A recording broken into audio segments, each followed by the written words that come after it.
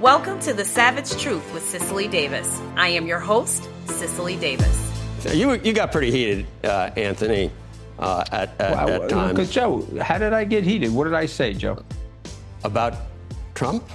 Yeah, what did I say? I said I repeated what he was saying, and I said this is wrong. Anthony, come on, Joe. You have had an utter disdain for Trump. You'll always be welcome at the table of legacy media and have people nodding as you trash Trump. That's always going to happen. But aren't you the slightest bit embarrassed or at least humbled about how wrong you were about Joe, the feeling of most Americans, let me finish, and for enthusiastically supporting a candidate who a majority of people thought had no business being anywhere near the Oval Office? And you're a Republican, and you saw all the different policies that she was talking about are anathema to what you thought your whole life, and yet you went along with it. Do you ever eat any crow? Savage beast, savage. Shout out to Joe Kearney on CNBC for that amazing clip. Oh my gosh, this is going to be such an amazing 4 years. What a great way to start the show with a disgraceful former White House press secretary fired by the great Don. Of course, I'm referring to Donald Trump in 2017, a supposed Republican, a disgrace who sat on TV bashing Donald Trump because he was embarrassed and his ego was hurt, supporting Kamala Harris, even though everything, absolutely every policy, every stance that she stood for, he was against. What a disgrace. 2 middle fingers. I'm not going to do it on the camera, but 2 middle fingers up to Anthony Sacramucci. Okay, they call him the Mooch. And that in itself should tell you everything. And so many others. All right. Did you notice? This is so great about this whole clip.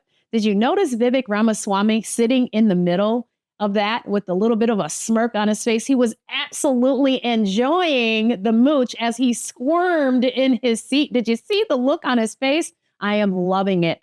Welcome back, savages, to The Savage Truth. I am your very, very celebratory host, Cicely Davis. Ecstatic and happy to have you join me for the 85th episode of The Savage Truth. For those of you who are new, welcome. Come on back. Make yourself at home. Bring somebody with you. Tell someone else about the show. Show up next week or for the very next episode. For those of you who are loyalists, you know, my ride or dies. Those of you who have been with me since the beginning or just joined last week and you're now an oldie, I appreciate you. I don't even want to think about doing this without you. I have one ask and it's always the same. And it's this: to please like, share, subscribe, and leave a positive review on Apple Podcasts, Spotify, and YouTube. Let's get into this because, like I said, I'm still celebrating and you should be as well. Still celebrating, savages. And you should be joining me on this, not just because Donald Trump has pulled off the greatest comeback in political history, not just because he was the 45th and now the 47th president of the United States, not just because J.D. Vance will be the VP of the Trump administration, making it an absolutely savage administration and team because they're so very smart. And Donald Trump actually has a real team, and he's going to pull off the greatest administration we've seen in a very, very, very, very, very long time. They're actually going to put smart people in the White House to actually accomplish things for the American people. Americans who showed up. That's who we are. We showed up, we executed, and we made our voices heard, and we kicked the lefty, woke, DEI, CRT, BLM, white fragility, 1619 Project, white privilege, anti-white, disgusting Black supremacy, anti-patriarchy, anti-gun, anti-First Amendment, anti-patriotism, anti-family, anti-Judeo-Christian faith, anti-Constitution, anti-American agenda to the curb. And it feels so darn good. American people, what we have done is we've joined together to do a suplex on the necks of the Democratic Party, on the necks of Democrats and commies and Marxists and socialists and their entire agenda. And I'm clearly loving it. Whew, I'm so excited. I am so very excited. I'm starting to sweat. I got to tell you, savages, I'm going to be excited for quite some time. Okay. I got to be honest with you. And you should too. I'm sure you're feeling this exhilaration, this excitement that I feel, because I just feel like there's a reason to have hope again. I feel great when I wake up in the morning, and I'm so very hopeful for this red, white, and blue. But let me do an actual show today, okay? Because you didn't tune in to just have me root and toot, although that would be a lot of fun. There is so much to talk about. Stay tuned, because I will be discussing in the next episode the disgraced, named, and unfortunately known individual named Tim Walz. You know who Tim Walz is by now. You know, the crybaby Elmer Fudd, howdy doody governor here in Minnesota. Because you all need to know. You actually need to know what it's like here in Minnesota, now that he's off the VP trail and dragging his sorry ass back to the state. Okay. We need to understand. I want you to understand the sentiment here, the consensus, what we're feeling. So stay tuned for that as he returns. But the story for this episode is about how the Dems are turning each other. They're tearing each other apart. They are blaming. They are name blaming. They are strategy blaming one another. They are literally eating each other alive. They are fighting like cats and dogs. And we get to have, a VIP front row seat to watch it all. So grab your snacks, grab your beverages of choice, peel up a chair and tune in. Now, you might want to wear some kind of shield or protective wear, because here in the front row, okay, you might get hit with some fluids, tears from crying, and some blood from all the sleeing that's going on. So here we go. Ready, set, go. Okay, first up, Rick. Okay, Rick, show the map of this exceptional US of A, in particular, all the red representing the states, the cities, and the counties that voted for Trump. Look at that. Look at that. Look at that. Please. All that red. It's so beautiful. Kind of reminds me of the glory days of 1984. You know, I was too young to really appreciate, but I remember Ronald Reagan in office, right? 49 out of 50 states voting red, the American people coming together, right? But Axios, who's no friend of ours, okay, writes a post-election article after that night. Now, Rick, show this as well. Put this up. Okay, so what you're looking at, folks, is Axios, who are, again, no friends of ours. They have a headline and it reads, Harris-Biden camp blame each other for loss. It goes on to say, as stated by Alex Thompson, who actually wrote the article here in our Axios, finger-pointing advisors of Vice President Harris and President Biden agree on one thing, that President-elect Trump's victory is the other one's fault. They're pointing fingers at each other, all the infight. Now, I would love to be a fly on the wall right now in the White House after Kamala drags her sorry tail back to the White House and see what that's like as they just completely kicked Joe Biden out, ran a coup, didn't even allow the man to show up in his own state to rally for Kamala. And now they have to go back with tail between legs and try to lead the American people for the last, 60 days or so. I mean, I would love to be a fly on the wall. Everyone knows, everybody has heard. So at this point, it's almost factual that the two administrations actually do not like each other. Now, in response to Trump's decisive victory, aides in both camps are blaming the other for being more responsible, according to interviews with more than a dozen people in the White House and Harris's campaign. The significance of this, let me talk about this, okay? The significance of this is that the Democratic cannibalism is good for us. It's good for the Reds. It's good for the right side. It's good for the red side. The more they fight, the more they blame, the less they are focused on us. We then get more time to spread and lock in the conservative American agenda. This is an actual tactical value for this, right? There's actual tactical value for keeping this going.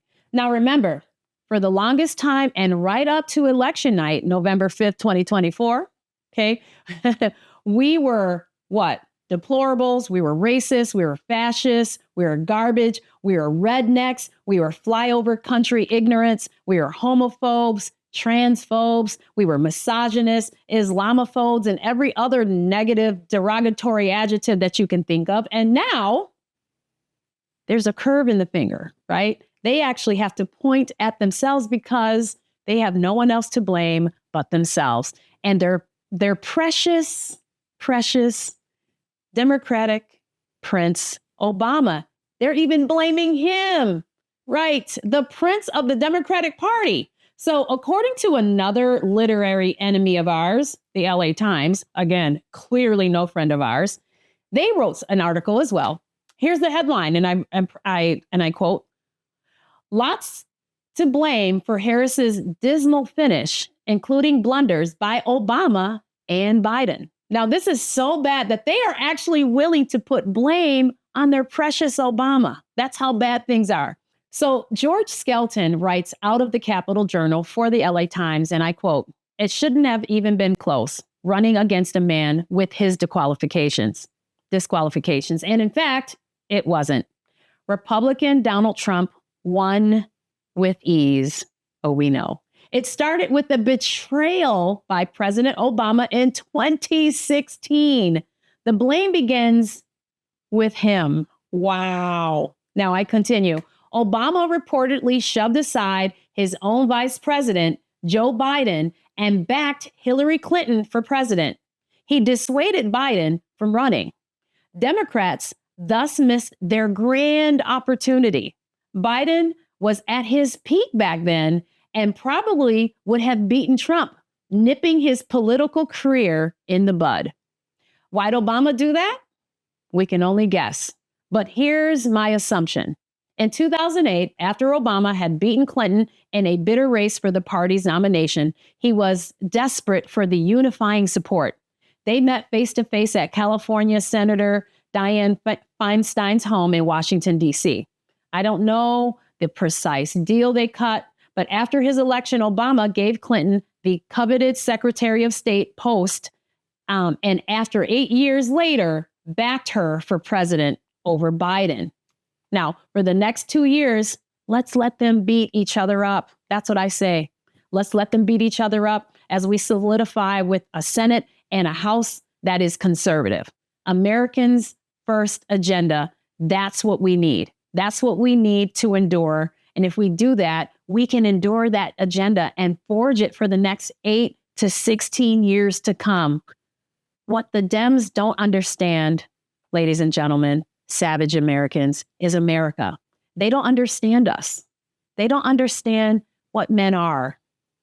That's clear with all the ample commercials that they put on, trying to make Democrat men appear to be real men that identify. They're holding guns. They're shooting guns and actually, shooting reporters and things like that.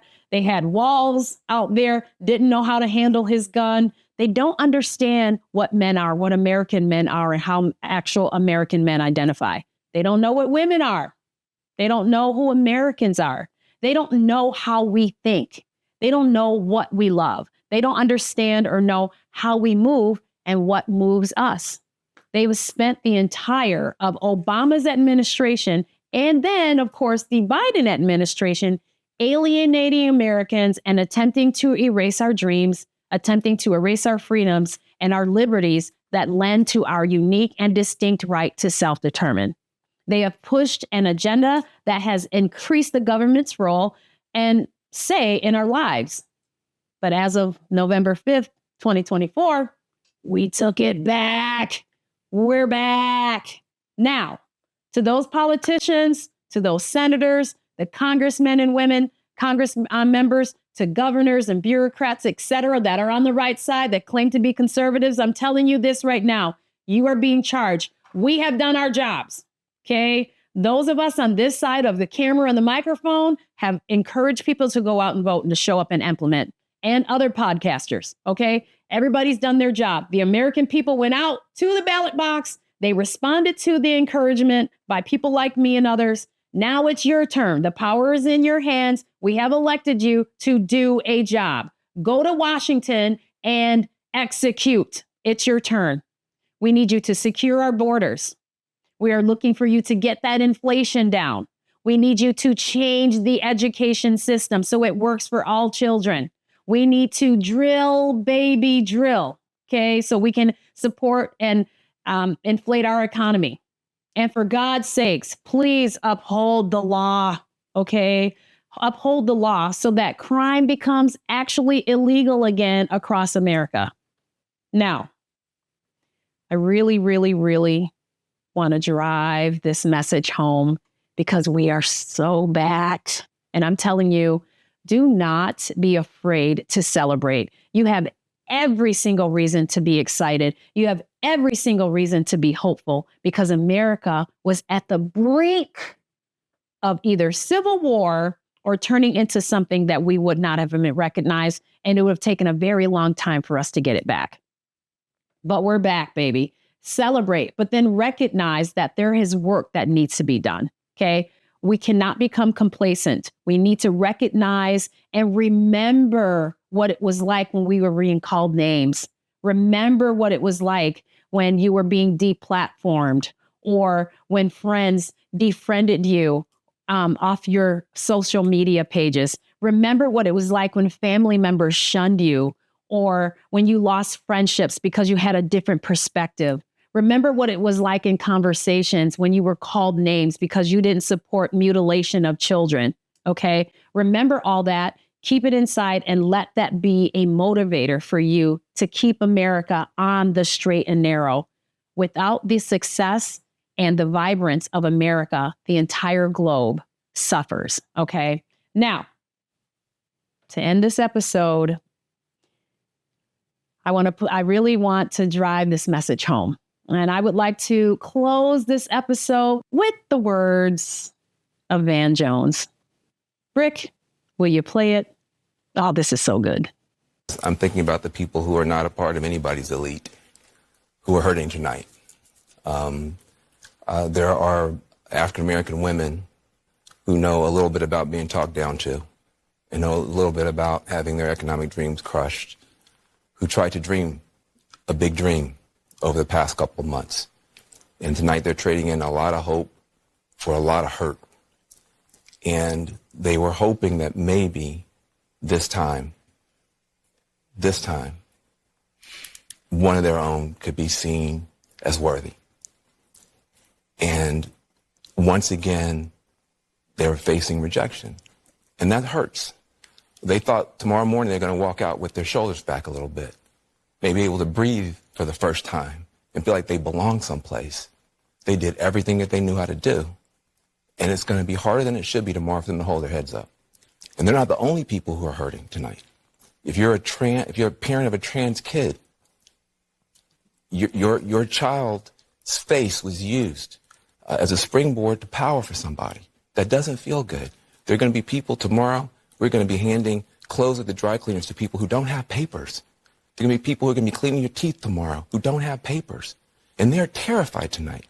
And so it's easy to blow this off. Oh, look at the elites. They're going to get their comeuppance. It's not the elite that's going to pay the price.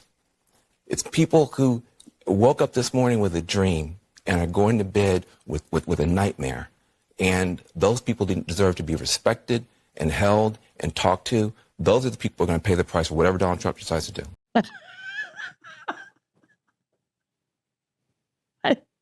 I really, really, really enjoy that. Oh my goodness. This is what it's like. They are imploding from the inside out. Democrats are hard-headed, okay? It's going to take them a really long time to get their way of leading and influencing people out of their system. It's going to take them a long time to lay down their divisiveness. It's going to take them a long time to recognize that they are actually the problem, that Americans do not identify with them, that Americans want freedom, that they absolutely want to fight and uphold the American way of life, right? And so while they do that, let's take this opportunity, okay, to enjoy the infighting, but drive this conservative agenda home so that our children have an America that they look forward to and they want to pass the baton for generations to come. Now, more importantly, I'm going to return. I'm going to tell you about Walls because I'm still celebrating. I hope you feel as good as I do. November 5th, 2024 will go down in history as the greatest political comeback in history. I'm going to tell you about Walls and what it's like. But in the meantime, folks, absolutely celebrate. Continue to understand and know that America is back. And remember, as always, be bold, be strong, be faithful, be true. Till next time, I'm Cicely. The Savage Truth with Cicely Davis is a production of Front Page Magazine and the David Horowitz Freedom Center. Reproduction of this podcast without express written consent is prohibited.